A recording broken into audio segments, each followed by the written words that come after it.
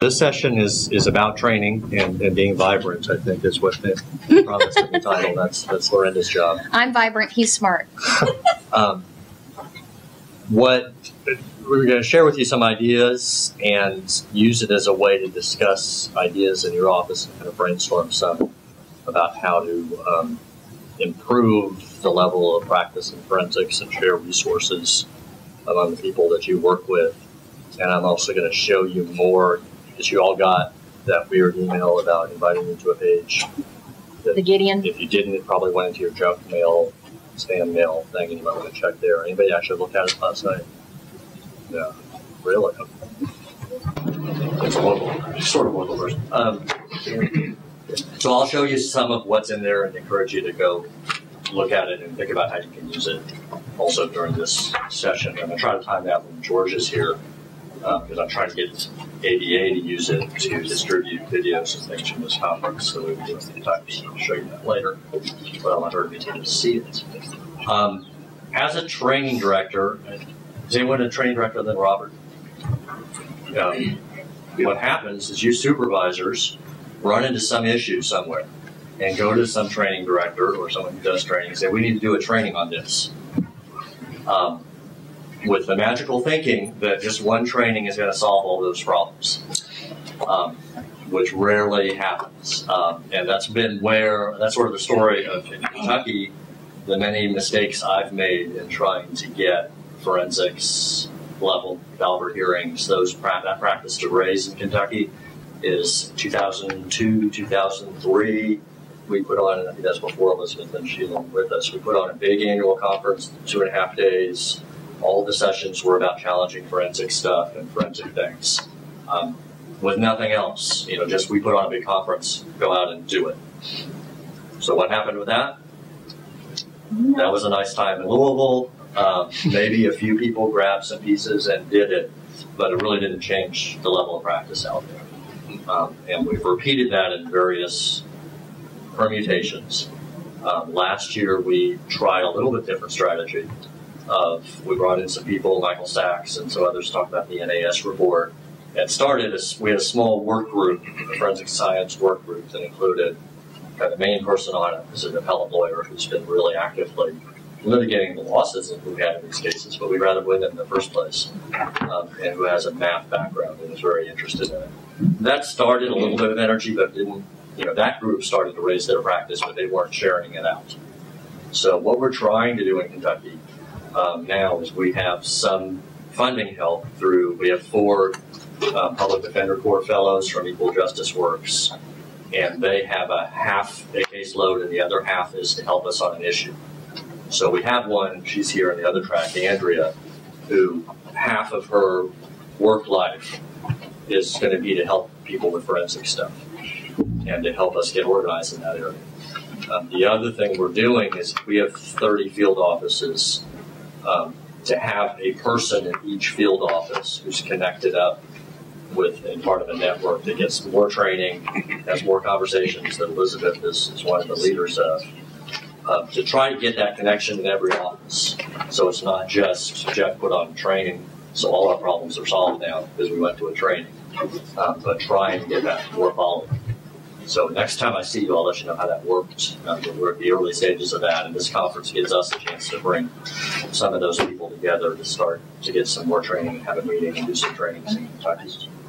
And I sort of have a question because I guess it depends on where you live, but I have a tendency every now and then to think that Jeff lives in God's country and I live in a famished area and vice versa, because in Indiana, the way we're set up, we do not have a statewide system. We're very home rule. Each county gets to decide how they're going to provide their services. And we have, Ann does an appellate training for us every year. And we have absolutely no way to bring those horses to the water short of CLE credit. Likewise, we have no ability to really force, different offices to do different things. And so I'd be really interested in hearing about, and us kind of talking about for a little bit, how do we just get them whipped up? because I know that some folks really do have the ability to just make something really interesting, so that Jim Bob up in LaPorte County wants to know about this, and over here we got a child molest person. So I'd like to talk too about because we can organize some, but we gotta get people whipped up, and so I'd be real interested in hearing from you guys how you're doing that, or if you're not and you're having the same problem I am, maybe we can brainstorm some ways to do that to get people excited. So yeah, to tie into that issue, as I was going, training's not the only solution, and then it becomes about having enough resources to get it to happen. Maybe there's supervision that needs to happen to make sure it's happening. There's support staff that's getting their support structure for people, getting materials out to them, so it's when they need that information, it's right there for them. There's a lot more to getting them to change their behavior so that they're doing Delver hearings and challenging these efforts. And it tends to be that jurisdictions that are successful with this have more resources and tend not to have the death penalty, is what I've noticed. So we have tons of people here who are with PDS or used to be with PDS who's able to have a special unit that focuses on this. In Minnesota, Christine is with a special unit.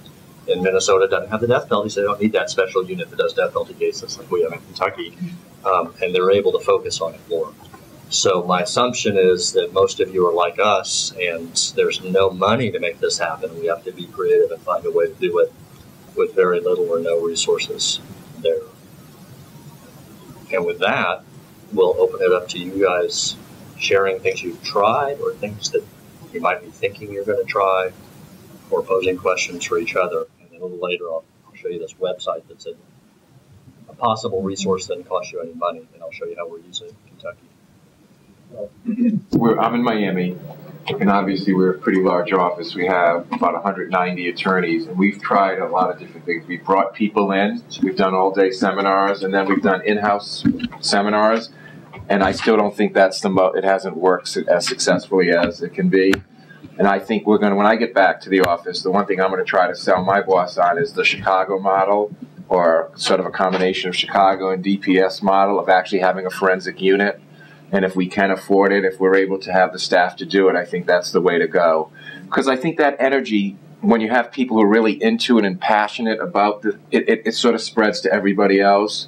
And then the energy picks up. And I was saying yesterday, Jeff, that it's the younger attorneys in our office who want to do this. They really want to do this stuff and spread it and work with the attorneys on this.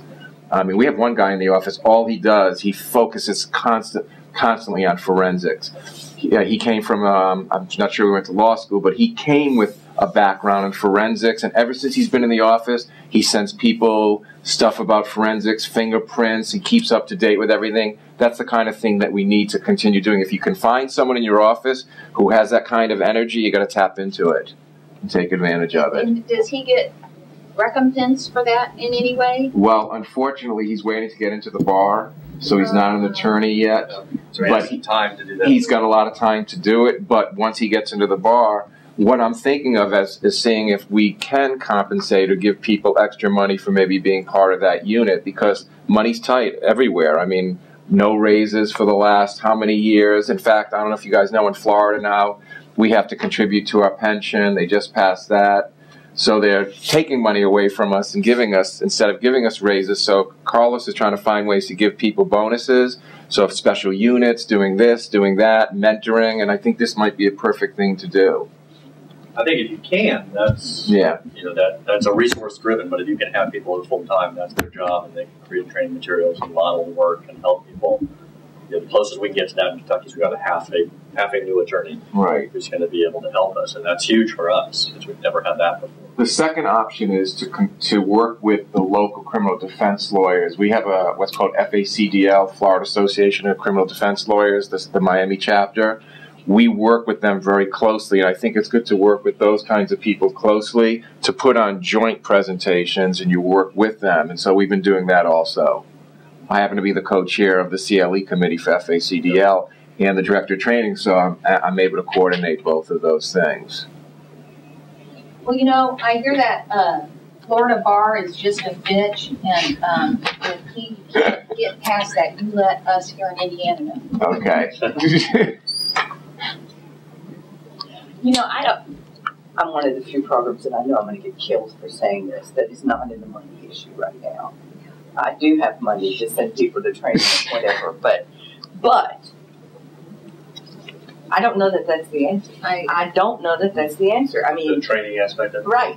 We've thrown money, substantial since I've been there. I've only been there 4 months, but we've done substantial amounts of money on training, and I don't know that I don't see the It's only a piece of getting things rolling. Yeah. It needs to then be follow-up that's beyond what Right.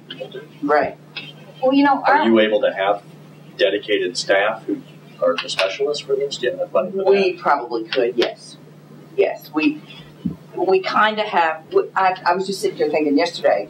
We have 3 people that have, like, one has a chemistry background, one has a, that's where they went to law school from, and was in the field doing stuff for a while. I think they would love it. I think they would love merging the 2 aspects of their degrees together. So yeah, we probably could, yeah. I think that's probably where we're going. And then invest a lot of training in those people, right, who can come back and share it and use it. Right. Although, the Public Defender Council sent me to the Florida Padilla training, and I have witnesses, attended every single session. I have copious notes. I have all the materials. Part of that deal was that at our annual update seminar, I was then I am not the person to teach everybody in Indiana about Padilla. So I personally, and I teach all the time, I have real reservations about, I think what you're saying is whether or not this is a good use of our money. Right. To send somebody, have them get a 2-day education and then expect them to be responsible for teaching everybody else. I don't know. Have you guys been doing that? Well, one of the reasons why the attorneys here came with me is because when she's going to be part of a unit. I don't want her to be the only person. Right. We have also someone going to L.A. in September. I don't know if some of you are aware, there's a forensic training in L.A. in September that we're sending someone there. And when I get back to the office, I'm going to ask other people who are interested in this to meet with me and try to come up with people who are really interested in doing this and stimulate the conversation about forensics. I mean, I want the energy. I think it's an energy thing. You've got to get people to start talking about it and see the importance of it, including my boss. I'm very fortunate. I have a boss who's very forward-thinking, and he's already been thinking about doing this. So this will just sort of cement it for us. I think part of that, and it may be my assumption and my excuse, is there's a geography issue with that. If you're expecting one person to go to something and be an expert for a whole state, that's less likely to succeed than if you've got a big office in Cincinnati or Indiana and you can send one person who can come back and do lunch things and people don't have to drive and stay overnight to get trains. I would assume that's more likely to actually work that way. Actually, my concern is not, I don't mind going hither and yon. My problem is I don't feel like after a 2-day training, I know enough to do it. I'm not an expert. I don't know. I don't think that any of us came here and knew a little bit about forensics and are going to go home and think I am the forensics guru. I mean, because what it seems to me that we need is, when you're talking about these units, the thing that appeals to me is the thought that those folks are going to be into listservs and blogs and various things on those topics. And when something comes out, they're going to be the filter to, send an email to the rest of the unit. It seems to me that, and then over time I might become an expert. I think a lot of the learning is litigation driven too. Yes. I mean, so you really. When do we learn best? Learning is doing. So, you go to training to get enough knowledge that you can hopefully effectively litigate. And those are the people who really become knowledgeable, I think. Mm-hmm. And if you have a big system with 300 or 400 lawyers, and it's just sort of random where this is actually going to come up, it may be that those people don't become resources for the rest of the system. They're just not, maybe the system's not designed that way. So I think the idea that you can send somebody to a conference and then come back and be educated, it's just not going to happen. Matching those 2 points, the rest of Illinois is more like you described for Indiana. And the person who's the head of the office in the rural area they have a full felony caseload. They don't have time to drop the things. I mean, I'm number 2 guy. I got a full felony caseload, and you just don't have the time to.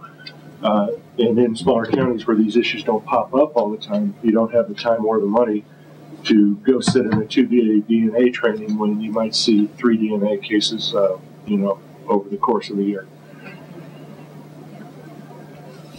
But when the big one hits, boy, everybody's scrambling for who had. That's one of the things that I've been thinking about, is trying to come up with some way for us to pair. Like, for instance, there's a couple of counties down around me, and I've often thought, well, what if those chief PDs and I got together, because we maybe have offices of 5 or 6 lawyers apiece, what if we paired up and became our own little group of whatever. And in our group of now maybe 25 lawyers, we could pick somebody or inspire somebody to want to be the DNA guy. And so even though it's out of county and there's funding issues, he could at least maybe talk to the local guys. So that comes back someone with the kind of the blog idea or the web idea. In Illinois, the appellate defender's office, although they do all appeals, but they do have training for trial level attorneys. They participate, the association participates, but we have a listserv also, and you can choose to be on the listserv or not. It's one person at Office of the State Appellate Defender, or OSAD. You got to sign up to him so you make sure no prosecutors are tapping into it or anything. But once you're on it, it's a listserv all around the state, and it's great for some of the smaller counties. They can put in, oh, hey, I got one of these issues. Well, somebody on the other end of the state says, oh, well, I just used this guy, and and they can go have a chat off to the side, or call each other, or you see somebody at the seminar, probably got more information over a beer than sitting than something useful, or at least contacts made. Who are the experts? In Illinois, we've also lost a few resources over time. There used to be a rural defense fund where if your county was under like 200,000 in population, you could apply through the Office of the State Appellate Defender for some of these experts and things like that.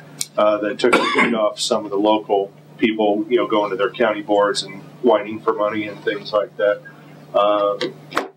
That expired. When we had the death penalty up until this month, we had a capital litigation trial assistance unit from the Office of the State Appellate Defender, and those folks were great. They taught the rest of the state on DNA. Even if you didn't have a death penalty case, you could call them up and say, hey, give me a thumbnail sketch of what I'm looking at. We have that in Indiana. We have this troupe of old death penalty lawyers that have these old death penalty lawyer skills, and they don't need us anymore, do they, Bob? We are like old. I know. Now we have to have our second and third careers. Yeah, to relearn ourselves. Go ahead, Bob. But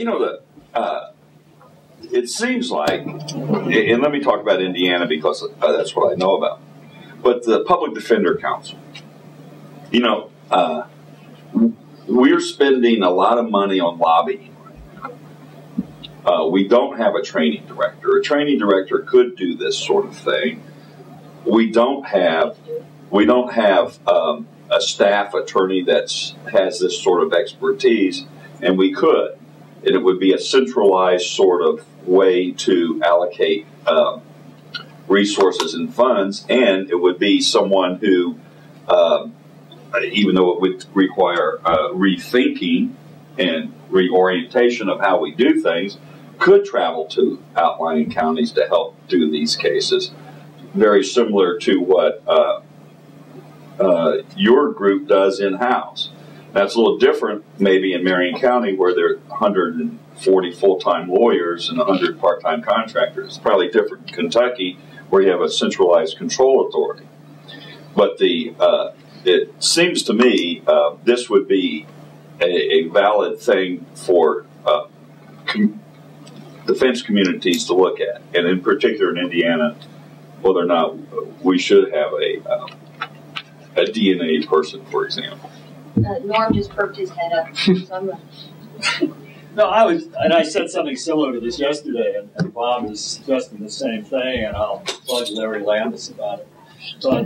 But it's so obvious in Indiana and in states that have decentralized defense services to have it headquartered someplace, like the Public Defender Council in Indiana, which is a backup center, the Illinois State Appellate Defender Program, to have that resource where you don't have a statewide program. And what I thought about, Bob, when you were talking, is the role that Paula Seitz has played for so many years in the death penalty area. My understanding is that no one who was worth their salt in Indiana who ever handled a death penalty case proceeded without discussing the case with Paula. And she offered multiple times. Yeah, and she offered a level of expertise that was significant. And I mean, that's exactly what is so obviously essential in the state. You know, I agree, except my criticism of that is that, and Lorinda's heard me say this on time before, that resource is not aggressive enough. I think the role that Paula has played has been too passive, honestly, because she does have a wealth of knowledge, she does have resources, and you know. And what more would you like her? What more would you like that person to be doing? You know what? I'd like that person to call up the trial judge. Say, I read in the paper that you had a triple homicide, and here's the list of lawyers that are currently death qualified. Sure. It's also something the Public Defender Commission could do. They really need a standard on the subject. You know what? I agree. In this idea that you can appoint a person who is academically not qualified, in other words, they haven't done the 12 hours, blah, blah, blah, to a case, on the hope that they catch up in 3 or 4 months, I think is absurd. Sure. And it's shameful to our system. And it's a bastardization of the rule. But why can't we do this in Indiana or in Kentucky or, you know, it'd be a different model in Kentucky where you have a centralized, but where we're decentralized, we do have a central core resource. And, you know, that might be one thing to do is refocus resources from death penalty to having an actual lawyer that will travel to the community and help you do your trial level DNA pre-trial hearings or review the case with you, tell you what to do. Here's the experts. So you guys that have an office and you have somebody like is it Robert or Bob? Robert. So say your kid passes the bar, he's the man, and in 3 weeks you get a case that's got some big, huge forensic issue in it.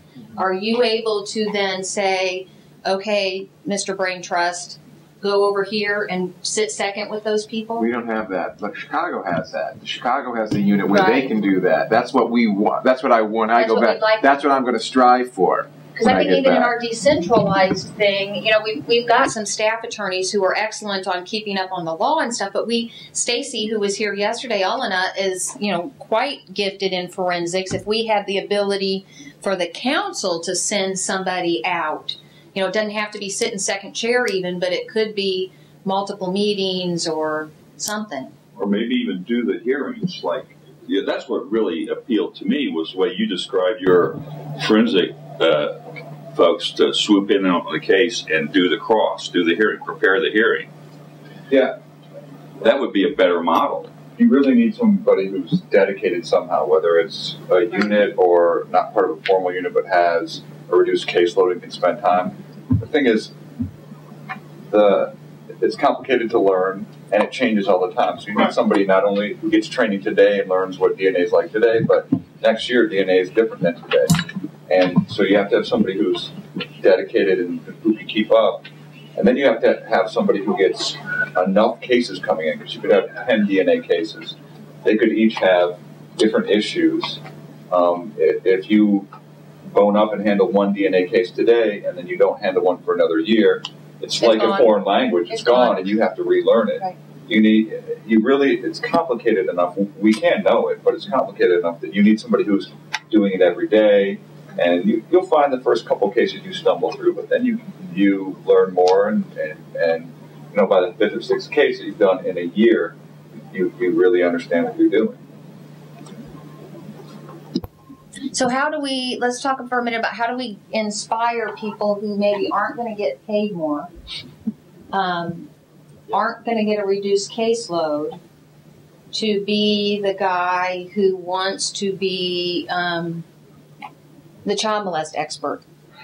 So that, so that he tunes in and he's on the Kim Hart and those. There's lots of resources out there, but unless somebody is staying on top of them, they might go by us. So how do we inspire somebody to become, in our own offices or in our own areas, the master of different types of cases or different types of litigation? You tap into the people who have passion for it. Because you have to have passion for the subject matter. The guy happens to have a passion. The guy who's not even in the bar has more passion for the NAS report than anybody else in the office. We have one guy. You don't have those people around. If you don't have those passionate people, how do we create them? Like to clone them, please? Anybody cloning?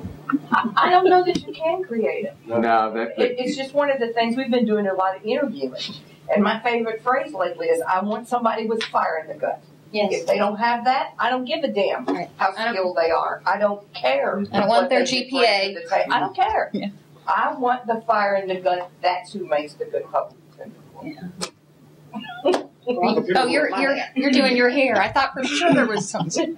Some people might not know that they're into forensic science. Yeah. But a lot of us, whether we're into it or not, are into winning.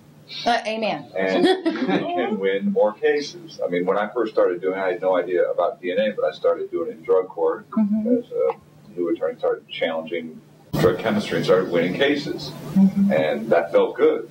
And then you realize, chemistry, you can win cases, and DNA can win cases. So if you find, even if somebody's doesn't know that they're into forensics and DNA, if they're into winning, they want to be better than their opponent and know more than their opponent, then they might develop passion for it. So we were looking not only for the passionate, but maybe the competitive, or those that really like and then maybe it's up to us after one of our lawyers wins a case with some sort of issue to go to them and just keep it on and keep them going.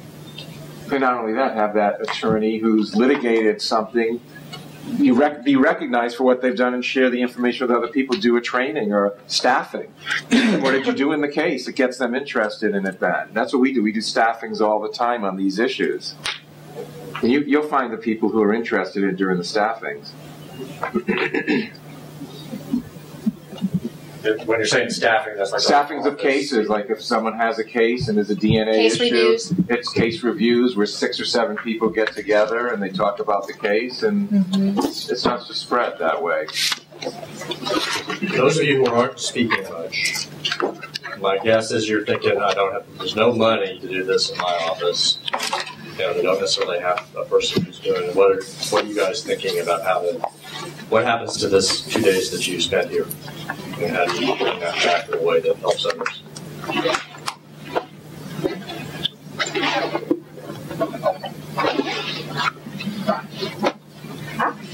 I've actually been thinking about everything that Brendan Maxson has been saying, and what I kind of wanted to know is, were you there when they first started?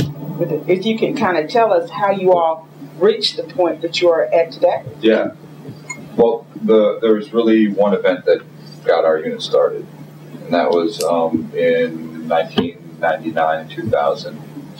Myself and a coworker handled a post-conviction case that made a lot of news in the Chicago area because it's a guy who had been wrongfully convicted for a series of rapes, and we unlocked the DNA and discovered that he wasn't really the guy who did it, and we realized we needed a lot more expertise in this area to not let something like that happen again. So it's really kind of a big event that caused some momentum behind it in our office, and people decided, we really need to know more about this so we don't let something like that happen again. So that's how it got started. And then we had enough staff so that a core group of 4 people were able to be pulled offline, start training, start intake, and just start bringing in cases. And we had to go out. one of the big things to do was to sell to all the other lawyers in the office, which is, in a way, this lightens your workload. When you got one of these issues and you got all these documents and you don't know what to do with them, you come to us and we will do it for you. And it wasn't hard to sell to the attorneys, our coworkers. The big thing was figuring out how to rearrange personnel so that people could spend time with reduced caseloads or no caseloads, figuring stuff out. How did you get the training for this particular core group? How did you all organize that? There are really three places we went to. Number one was the core treatises in each subject. So for DNA, there's a couple books you have to read just to get started. One is the Butler book. His first name is Jonathan, but his last name is definitely Butler. And he writes one of the kind of understandable basic books on DNA. The other book is the NRC, National Research Council. They put out their second edition of DNA standards. So you start reading a couple of those. Then the second step is to look for as much free or low-cost training as we could get. So we went to the American Academy of Forensic Science conference every February, every year for the past 10 or 12 years. We've been going to that. And then two, I think somebody said this yesterday, I think maybe our trainer yesterday, is you demand training from the people you're hiring to consult with. And then really what you find is you have to work up cases, because it's hard to learn it in the abstract. You only actually remember it and use it when you apply in cases. So you need case after case after case of case review with your expert who's sitting down either next to you or on the phone, and you guys are walking through it and you're asking them, what do these squiggly lines mean here, and what do these dots mean here? And over time, it works, especially if you have people who have dedicated time to learn it. Did I hear this right? You're demanding training from the experts that you hire? Is that what you're saying? Okay. Have you toured your state's labs? Yeah, We toured our state's labs. We did a little bit of training where we asked our state lab to do some training for us. Their training was kind of elementary. They weren't really interested in They didn't show you the secrets. No, they didn't show us any of the secrets. Because they don't know this. room. The Brady room. The Brady room. They didn't know this was I like that. But the other thing that's good about reaching out to them for some training is one of the other ways you get training is on each case you go in and you interview the state lab analysts who worked up that case, and you have them explain everything that you do. And when you're doing some cross-training with them, they're more receptive to you than calling them up on the next case and saying, hey, remember the training you did for me? Well, now I have a case, and I want you to walk me through the case file and tell me everything about it. When we first started doing it, they were a little bit reluctant to let us into their office and meet with us, and they had some excuses, and now it's a matter of course. They would pick up the phone and we say, you're on this case, when can we come talk to you about it? And we do it on every case. Do the technicians in your state that actually do the testing also testify, or is that a different function? Same function. Okay, last time I had, and I've been a bureaucrat for 3.5 years now, right? So it's been a long time since but last time I had a case with the FBI, their DNA people that testified weren't the ones that did the testing. Well, that's changing because there's just the U.S. Supreme Court case that says under a lot of circumstances they can't do that anymore unless they establish the unavailability. And actually there's a case out of our office that was just granted cert by the U.S. Supreme Court, I think, to clarify even further that rule. I think it might be called Williams. But there jurisdictions who are doing that, who are having some testifier coming, they're going to have trouble under the new Supreme Court rule. To kind of segue for a minute, because another thing that I'm interested in, since you've got this unit and you're talking about building these relationships with people, what sort of, I guess, documentation do you, Ann and I were talking about, Ann is Bob's number 2 and has done appellate stuff for years and years, and Marion County is our largest office in the state. thousands of transcripts go through their office with testimony in it. We do video depositions in my office. Are you guys trying to collect that stuff? We have a database where we collect all that. We demand that our transcripts be given to us digitally, and they're all uploaded into a searchable database. And we have thousands of transcripts in there. I did a trial about a year ago where I put the analyst's name in, and I got 6 or 8 transcripts. And I tendered them yes, that's my dream. I tendered them in Discovery. Yes. And you have them there ready, and you know on certain issues exactly what they have to say. Should you ask? How would you set up a system where you're getting those things from trial attorneys or from whatever? Where do you get them from? Well, luckily, since we have our dedicated unit, most of the significant litigation is going on in front of us there. So we will always order those transcripts. And it's actually a unit rule that when you do a trial, you get the transcripts. Win or loss. Win or lose. And then we'll hear about, there are certainly other attorneys in our office who do some very good litigation in this area that aren't in our unit.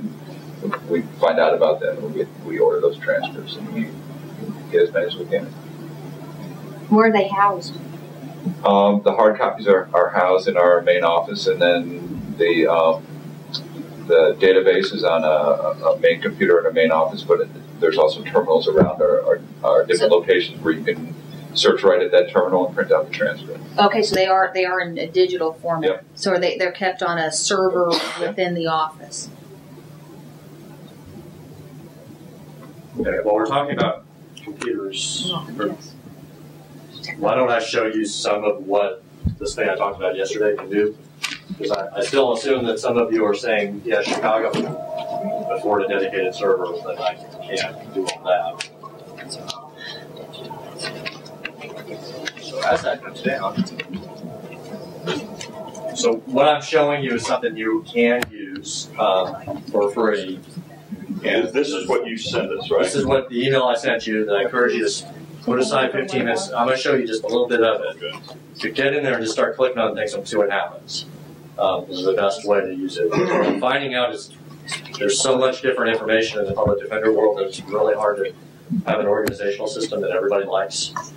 So play with it and use the search engine that I'll show you if you're looking for specific things and not finding it. But the short version of the history of this and why I'm confident enough that Kentucky's really invested a lot of putting our stuff in there that's going to last. It's the Charles Houston Institute, which is run by Charles Ogletree, who's one of us at the Harvard Law School, which isn't going anywhere, is funding this and is committed to keep funding having this page.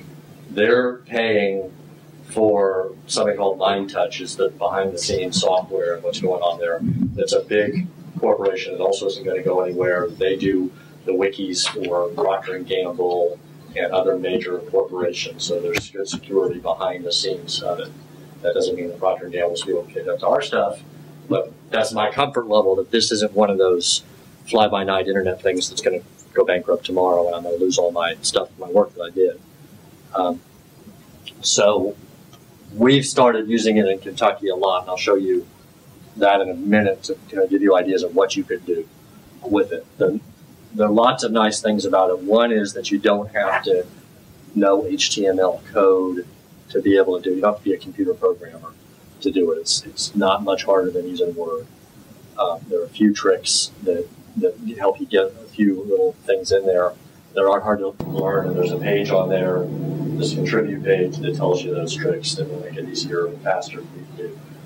It also has really nice software that lets you just, if you have like a file folder that has a whole bunch of subfiles in it that have names in it, documents in it, you can actually just pull that whole file folder over into this thing, and it will set it up in pages and in a hierarchy that's just the same as what you have on your computer.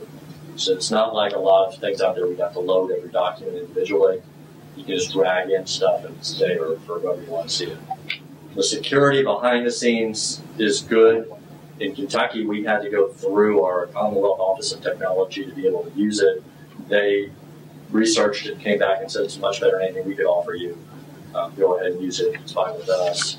It's password protected. Different. You can password protect. You can control users' access to different parts of it. So there's stuff in here that you can't see. I have access to everything, but when you open it, it'll look a little bit different than this. If Massachusetts hasn't shared with yours, you won't even know it's there. It won't show up there for you. So if you want to create your own page and just let people from the Indianapolis office see it, you can have control over that so nobody else can see it. And most people start out with that. The big picture goal is that hopefully we get public defenders across the country using this, and they're sharing stuff that would help everybody. And there's a mix of stuff you want to share that way and stuff you wouldn't want to share that way, so you want to be smart about it. But it has all that ability behind the scenes. So that's kind of the background, trying to ease the, oh my God, what is this? Jeff, I see the recent blog posts. Who's posting those, or where's that coming from? Well, it's kind of, it had started and it's not being updated right now. The whole thing is still kind of under construction. So you'll go to parts of it and you'll see these links aren't filled in because different people are building stuff. So it's still in early stages of it. Originally, there were blog posts in there. Rob Smith was doing that. And Rob's now a professor at DePaul, and Grania hasn't kept that going. But if we wanted to, say some of us in Indiana wanted to make our own, we could actually put, if somebody was making case reviews, we could put a case review in that recent blog post, and it would show up instantly, right? Yeah. Cool. And that's how we used to do it in Kentucky until we moved to a different kind of blog posting thing. But you can see here it's linked to it from this page. It just lives in a different area because we wanted that one to be, we have different audiences, and we wanted that one to be outside the secure area because we want judges and legislators to read that, that particular use. So this is how we're using it in Kentucky. We call it the trumpet after Gideon's trumpet. So what we encourage people to do is just make this their homepage, so when they turn on their browser, it pops up. And we have, including non-attorneys, we have 500 some employees, and I get at least 250 hits on it a day, so I'm comfortable that it's getting used. You can track using Google Analytics any page in here, so if you put stuff up and you want people to, like right now, we put a lot of money into a death penalty manual that's up there, but we weren't happy with the number of hits we're getting, so we're making an effort to get people to come to it. And I can track to see if that's working or not, and whether we can try another strategy to get people to use that page. So you have that kind of ability. The way we've set it up is we have, broad cross sections of areas. All of our manuals are in here. We have training videos and death penalty resources. It's also all listed over here on the side as well. Some people like pictures, some people like words, so they get both approaches there and how visual they are. One thing I wanted to show you, George just stepped out of the room. Maybe Terry will show him. This is what I'm trying to do. Motion banks, though, Jeff, it's wonderful. Okay, I'll come back and show that. This is what I sprung on Georgia yesterday, and I'm trying to get her to do with when the videos come out here. So this is our annual conference last year. This year we're not quite done with it, so I'm going to show you this one. So basically, that's all the sessions we had at our annual conference last year. So if I missed, the session and I want to go back and watch a session I missed, or it was just great when Tony Natali did the cross-examination thing, I can just open that page, click on that, and there's that guy introducing them. And I will watch this in my office. I watch it all on the weekends. Because normally, it's just right there for me to rewatch. So I'm going to walk around a little bit. But the first thing I want to do is, it's like when I first came. Last time. What else? Just another example. We've got the video there. Then, the handouts are here at the bottom of the page, so people can just get them there. If the presenter gives us the PowerPoint, we put that in there. So it keeps evolving, because you've already seen at this conference, the PowerPoints they're promising to get out to you, but they're not on your flash drive, because the nature of putting on these things is the presenter's making a change 2 seconds before they go on. So if it were on your flash drive, you'd have the old version. But what we do is we just get the newest version and load it right in from there.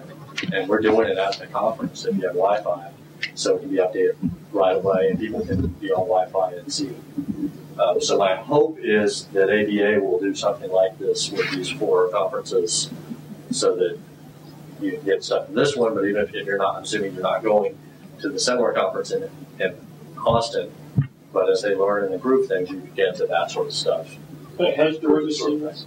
I showed her the quick version. I was hoping she'd be in here now, but I showed her and Sarah, gave them access to it. Yeah, we'll talk. So Terry's here. So I actually set up a page for them to get that started. That's the search engine there where you can search for keywords, and it takes you into it. You can do it has a better search if that keyword didn't get you where you want. There's kind of a better level of it, but you can see I just went right to it. And I set up the skeleton here in there. What was the ABA guideline? It's probably a link to, there's 10 principles are out there, you know, everything. What about the one on case loads? I'm sure it's on there. You know, every handout that we've handed out in Kentucky for the last 20 years is in here. So I'm sure we've used that. So it's all in there. So you can search, it searches within the documents. So if you're searching for that quickly and you don't know where to find it, and it's inside our management institute that we did 3 years ago, you can find it through the search engine.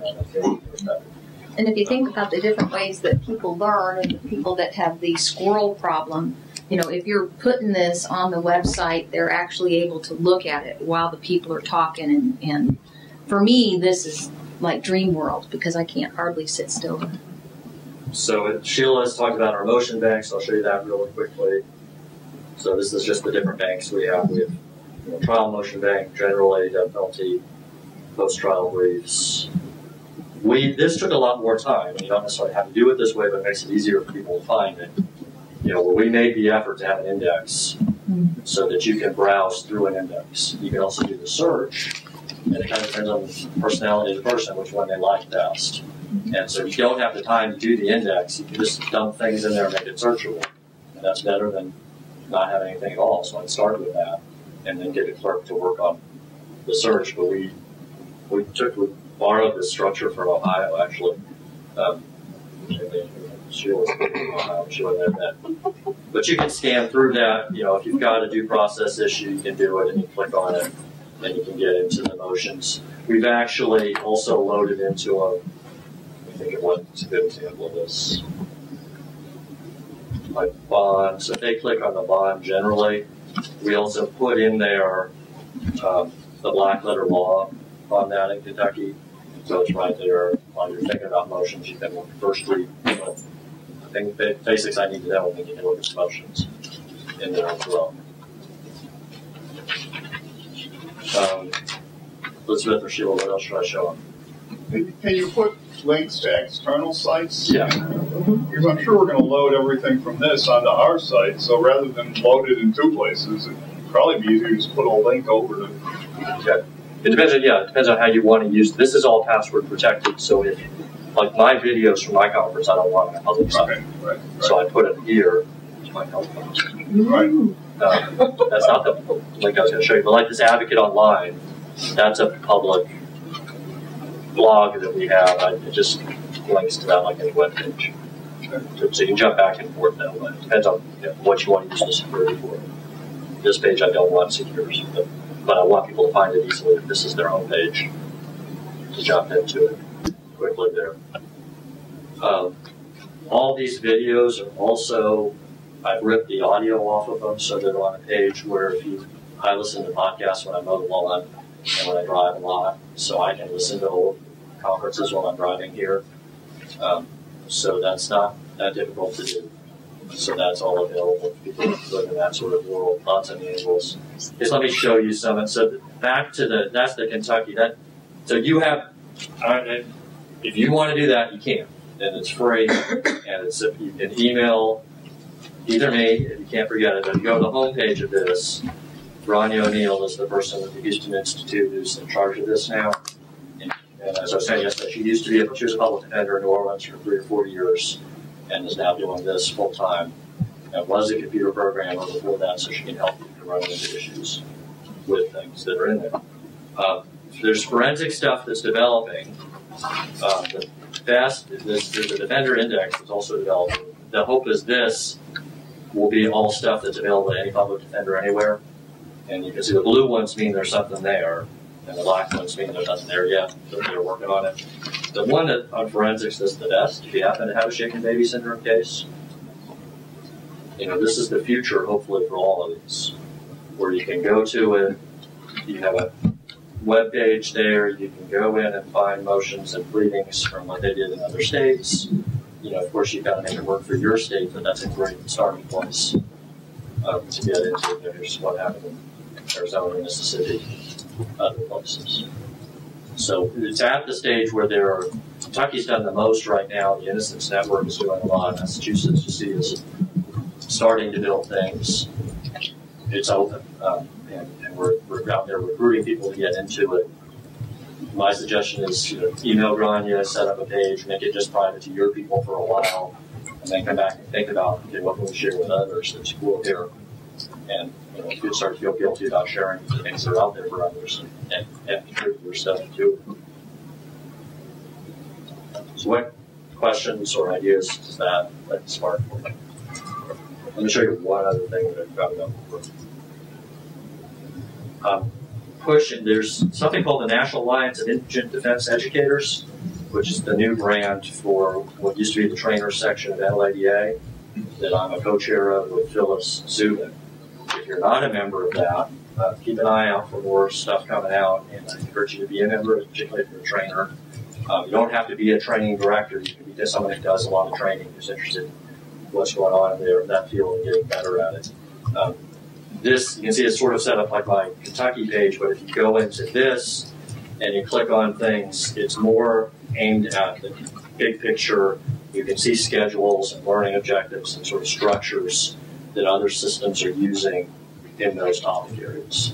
So if you're going to do your first conference on leadership training for your office, you can get in there and see structures that other agencies have used. Now, do you or does somebody monitor what goes on there, like pleadings and stuff, or can any of your attorneys in Kentucky say, here's a pleading, I'm going to load it on there? Right now it's all going through my unit is how I want it. It has the capability, you can set it up so that anybody can load whatever they want. It can work, it's really a wiki, so it can work the way Wikipedia works, and that's what we're thinking about with our forensics group, is to let them all have access to contribute and add things and have a growing page and a wiki the way Wikipedia works, where there's a team of people who control that page and the sub-pages from it. It has that capability. I was just wondering how you keep that track out. Yeah, right now, the structure we're trying to use is, Elizabeth writes a good motion in her office. First boss, Suzanne, she gives it to her, and hopefully part of the performance evaluation process. Look, I'm proud of this. Yeah, that's great. That's good enough. We should send it up to Jeff. So hopefully the directing attorney's helping me to send things that they're proud of their office about up to get online. What we don't have the resources to do is to really go through and jeopardize every motion that's out there. So it's on the attorneys, and they should anyway, because we want them reading the motions to go through and make sure those cases are there. If a big case comes down and changes the complete law on meth, we had a case Cotilla that changed that. We went through and got rid of all the motions that were old because of that. I think you need those filters, though.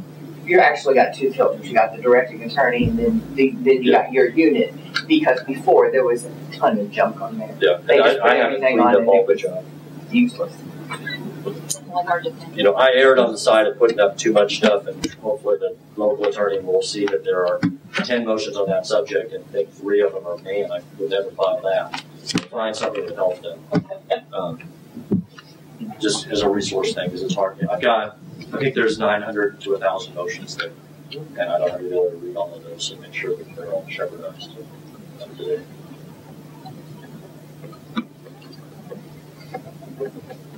So, our time is about up. Any other questions about this or ideas that this sparked or other things? 2 more minutes and we'll call it. If I take this to some people I know in Illinois who may be interested in participating in this, the obvious question, what does it cost? Is there any cost to it? You said none. So yeah, the Houston Institute, I think the last time I talked to them, it's about $40,000 a year for them to make this happen and have the space be supposedly infinite, but I can't wrap my brain around that, what that means.